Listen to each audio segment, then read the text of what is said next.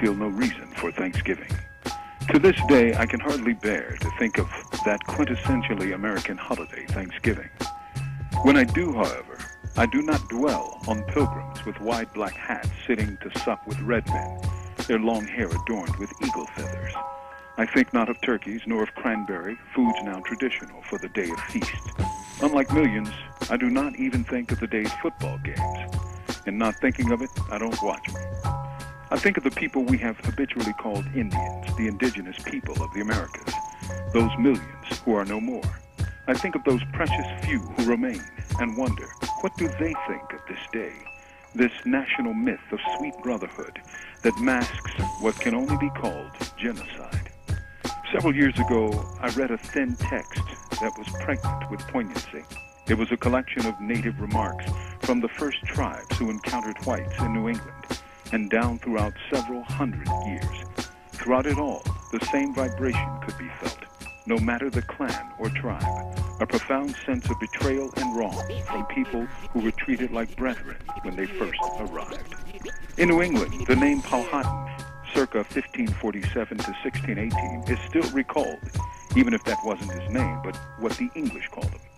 Known as Wahansonokok by his people, he headed a confederacy of 32 tribes and governed an area of hundreds of miles. He was the father of Pocahontas, the young Indian maiden who saved the life of Captain James Smith. A year after sparing Smith's life, the white captain threatened the great chief. This is some of his response given in 1609. Why should you take by force that from us which you can have by love? Why should you destroy us who have provided you with food? We can hide our provisions and fly into the woods, and then you must consequently famish by wronging your friends. What is the cause of your jealousy? You see us unarmed and willing to supply your wants, if you come in a friendly manner, and not with swords and guns, as to invade an enemy.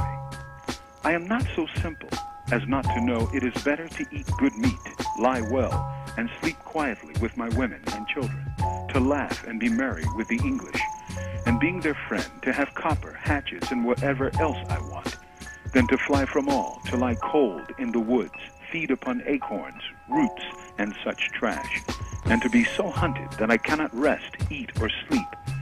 In such circumstances, my men must watch, and if a twig should but break, all would cry out, "Here comes Captain Smith," and so, in this miserable manner, to end my miserable life. And Captain Smith, this might be soon your fate too, through your rashness and unadvisedness.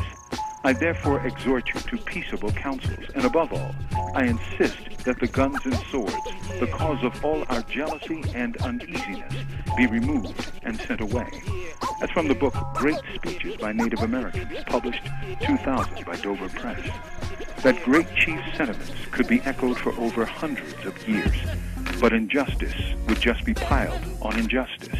Genocide would be the white answer to red life. Centuries later, what can Thanksgiving Day mean to Native peoples? Thank you for stealing our land. Thank you for wiping out our people.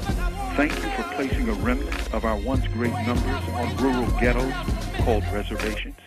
Thank you for abolishing most of the ancient traditions. Thank you for poisoning what little Indian lands remain with uranium. Thank you for poisoning the lands now inhabited by the whites. Thank you for letting Indians fight in American wars against other people. Thanks. The real tragedy is that millions of Americans don't know and don't want to know about Indian history and traditions. Today, the names of rivers, lakes, and landmarks bear indigenous markers of another age. The people, except for an occasional movie, are mostly forgotten, out of sight, out of mind.